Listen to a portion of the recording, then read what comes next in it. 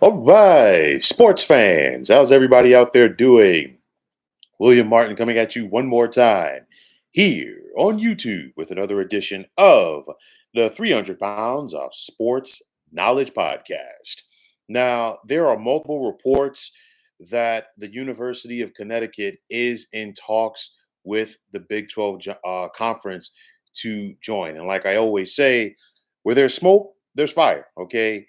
So you look at it, and UConn could join the Big 12 in all sports except football by 2026, while its membership for football could come in 2031. Now, reports are that UConn officials have recently met in Dallas with Big 12 athletic directors to make their case. Now, I've said this before and I'll say it again because UConn is not the first school to be met by this fork in the road, if you will. But at the end of the day, they're chasing the football money. And no disrespect to anybody, but they haven't learned. And I say this because, all right, basketball is what has made Connecticut, okay, their athletic program. But I'm not going to sit up here and be naive at the same time as far as how things go in the college, the collegiate landscape, because football is the number one money generator, and it ain't even close. Okay, but I also bring this up because we saw what UConn basketball looked like when they left the Big East back in 2013. And I know, granted, the American Athletic Conference is not the Big 12 conference. But at the same time, it's one of those where you got to be careful with what you ask for. It's a football driven move, but UConn has never been a football powerhouse, even back when they were in the Big East, even when they were in the American. You're talking about a program most recently as an independent that went 1-11 in 2021, 6-7 in Jim Moore's first year in 2022, and then they just went 3-9 last year as a football independent. What makes you think that UConn all of a sudden is going to get to the Big 12 and get themselves a football program that's going to compete? I mean, we're talking about them playing an independent schedule right now, and they're losing against bad teams.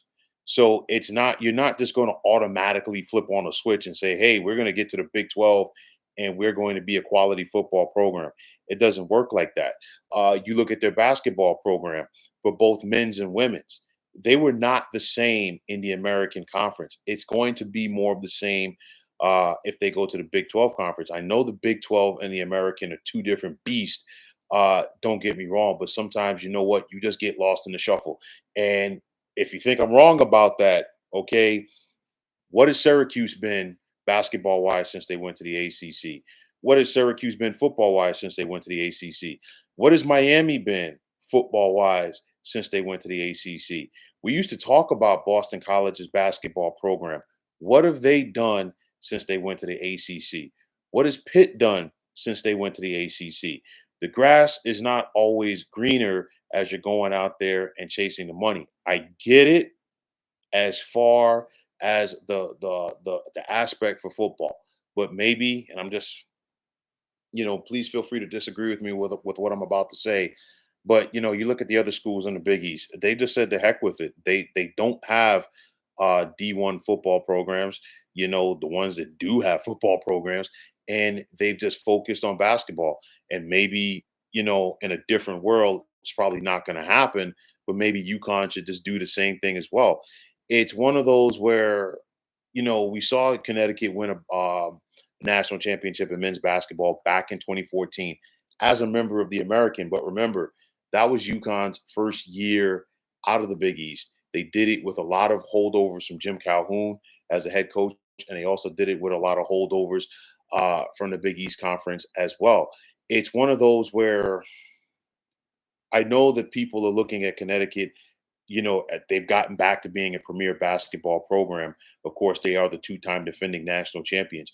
But you can also make the case and say, hey, you know what? the Big East saved Connecticut because they were floundering in the American, and they brought them back. They propped them up, and being back in that Big East brand really did help them. And it's one of those where I'm not trying to sound like a Debbie Downer, but they're probably going to get lost in the shuffle if, and more likely they do, go to the Big 12. Is there going to be some resistance as far as welcoming UConn to the fray? They need 12 of the 16 votes uh, for entry. I could see it possibly happening from the standpoint that, you know what, we don't know what a 16 team Big 12 conference is going to look like right now, just due to the fact that Arizona, Colorado, Utah, and Arizona State just joined. Okay, so there could be some resistance from that aspect, but also Brett Yormark, the Big 12's conference commissioner, is a very convincing guy, and he's very business savvy, and he wants that New York slash New England market because when he took over, he wanted all regions of the country, and that's what he's working on. Because you think about it, since he came to the Big 12, yes, the Big 12 lost blue bloods Texas and Oklahoma to the SEC, but you come in, you bring in UCF, you bring in Cincinnati, you brought in Houston, you brought in BYU, Utah, Arizona, Colorado, and Arizona State. And, it's about the time zones, it's about the markets as you're looking to survive. And he's trying to keep up with the Joneses, if you will, that are the Big Ten and the SEC. It's the nature of the beast. And, football runs things. I mean, UConn doesn't provide a lot football wise, but they provide a market. I mean, heck, Rutgers got to the Big Ten not because Rutgers had a great football program. They got to the Big Ten just due to the fact that, hey, they have the New York market right in their backyard. And that's what the Big Ten wanted. And that's what Rutgers has basically been. Because again, what has Rutgers done football wise since they've been in the Big Ten? Not a lot.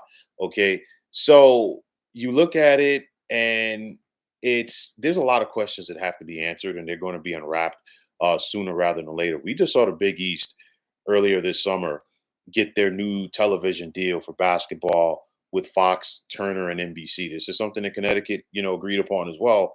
So how's that going to play out? How are they going to get out of that? Clearly, the Big 12 would have the buyout money for that.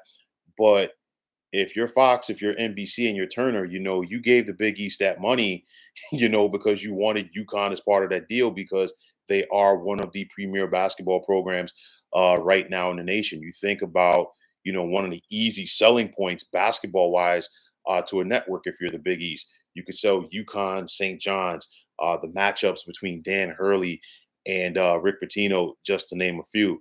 So hypothetically speaking, what could a 17-team Big 12 conference look like? For right now, we're not sure, just due to the fact that we don't know what a 16-team league for the Big 12 could look like. Could Florida State and Clemson also be in the mix for the Big 12? I mean, we've all basically heard, at least publicly, the Big Ten and SEC backing off of wanting to add Florida State and Clemson to their mix. And if they did leave the SEC, the only other logical landing spot for them, or the ACC rather, the only other logical landing spot for them would indeed be the Big 12 conference. It's one of those where, there are some folks that want Connecticut to be a part of a Power Four league as far as football goes, because a lot of people see the writing on the wall and the growing gap between the haves and the have-nots in college football, the NILs, the college football playoff, you name it. And I mean, as of right now, Connecticut, along with Notre Dame, I believe, are going to be the only football independents remaining.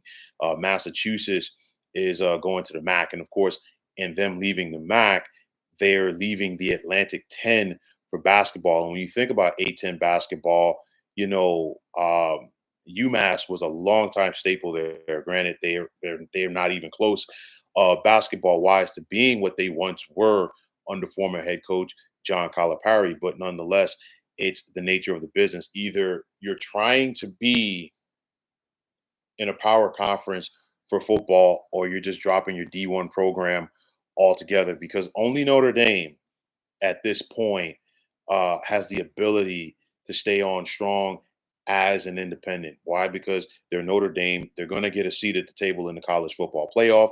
And of course, the Notre Dame brand still has what the networks want. So you look at it, it's a lot of things. The revenue sharing, the NILs, the power of Brett Yormark, very powerful man in the world of collegiate athletics. And you look at UConn, they've got their basketball name back. Clearly, their basketball name, really doesn't mean anything to their football name, but they're just looking at it from the financial aspect. So you ask yourself, what's next for Connecticut? I'll tell you like this: where there's smoke, there's fire. And just for the sake of argument, if UConn does not get the necessary votes to join the Big 12 now, it's going to happen sooner rather than later. We've been down this road before. I remember when Boston College and Syracuse and pardon me, I think it was originally it was Syracuse, Miami, and Virginia Tech that were on the ACC's radar. And Syracuse decided to stay in the Big East, but the ACC set their sights on Boston College and made it happen. But the next time around, for realignment and television deals, the ACC got Syracuse. So it's one of those where if it doesn't happen now, it definitely is going to happen soon. I mean, we heard about it last year as far as both UConn and Gonzaga being on the radar of the Big 12. Of course, things are a little bit different for Gonzaga in comparison to UConn. First and foremost, Gonzaga does not have a football program. Okay, UConn does. Granted, it's not a great one, but they do have a football program, and they have those Northeast markets in their back pocket, which is something again that Brett Yormark covets. So the Big 12, it's one of those. The Big 12 is not going to stop at 16. Brett Yormark is going to keep adding as much freight as he possibly can. And maybe, just maybe, that the Big 12 is the first conference that's going to get to 20 because it's going to happen sooner rather than later. I've been talking about this for quite some time. You got the Big 10 at 18, you got the SEC and the Big 12 at 16, and you got the ACC at 17 as well. It's going to happen sooner rather than later. So when it happens, we just got to wait and see. But as far as the Big East goes, I know that some people out there are saying, well, you know what? This is going to be the demise of the Big East. I'm not one that's going to say that because if you go back to 2013, the Big East simply got back to their basketball roots. Okay. And it's worked. All right. Villanova won a pair of national championships. And of course, Connecticut, once they returned to the league, they got back to that fray. It's one of those where you can, like, this conference has been written off before. I think they'll find a way to survive. It's just a growing gap, however, between the football schools and the basketball schools. And basically, going back to 2013, the basketball schools had had enough, which is why, schools like Cincinnati, schools like Connecticut, all ended up in the American. And I think, with the exception of Connecticut, you have nothing but basketball schools in the Big East. It can work and it will work. Maybe the Big East reaches out to a date. Maybe they reach out to some of the A-10 schools to add, maybe a player here or there. It's going to happen. But UConn basketball, I guarantee you, okay, is not going to be the same in the Big 12 like it is the Big East. That's plain and simple. You can sit up there and try to convince yourselves otherwise. It ain't working because then you would be talking about a league going from the Northeast down to the Southeast, all the way over to the Southwest and into the Midwest. And I know with the new Big East, you have Creighton in there, okay? You have Xavier, okay? You have Marquette and others, but it's worked. We're talking about going regions all across the country right here. I'm not sold on it. But again, money is the nature of the beast. The basketball money collegiately is nowhere near the football money. And again, you can see the writing on the wall because UConn's athletic program had a deficit several years ago. And the basketball programs can make money, but they cannot make money and generate money like a football program can. It's sad. It's unfortunate. It's just the nature of the beast. What's going to happen to UConn's athletic program, we got to wait and see. They're just looking at the dollar signs. The Big 12 can give them clearly more football money than anybody else right now, at least for UConn services, to say the least. Because I mean, UConn's not on the Big 10 or SEC's radar, or the ACC's radar for that matter. But at the end of the day, be careful what you ask for. Like I said, look at Boston College, look at Syracuse, look at Miami, look at Pitt, so many others. Okay, they've chased that big time money. You think you can just take what you do to another league and make it work. It has not worked out like that for a lot of schools. And like I said before, Connecticut could be flirting with disaster. Again, the American Athletic Conference is not the Big 12. I get it. But we saw what UConn's basketball programs were in that league. Okay. It's one of those, maybe they go back to the drawing board and say, hey, you know what? Let's just be a D2 football program. Easier said than done. I mean, you're not going to get a quality head coach like Jim Mora, that's going to want to stick around if you're a D2 football program, and you're clearly not going to get the money at that level. But I mean, look, you look at a Villanova. Villanova has, not been a D1 program. They've survived. They have a quality program at the FCS level. Maybe that's something that could be on the radar for UConn, hypothetically speaking. But at the end of the day, money talks, everything else walks, as the Connecticut athletic program is simply at the crossroads. So, folks, that is going to wrap it up. And as always, I want to take this time out to thank all of you for tuning into the 300 Pounds of Sports Knowledge podcast here on YouTube. I want to take this time out to thank all of you fine folks out there for tuning in. And if you haven't already, please feel free to subscribe to this channel. Now, if you're on the X, formerly known as Twitter, please feel free to follow me at 300 Pounds of Sports. And like I always say, if you follow me, it will be my pleasure to follow you right back.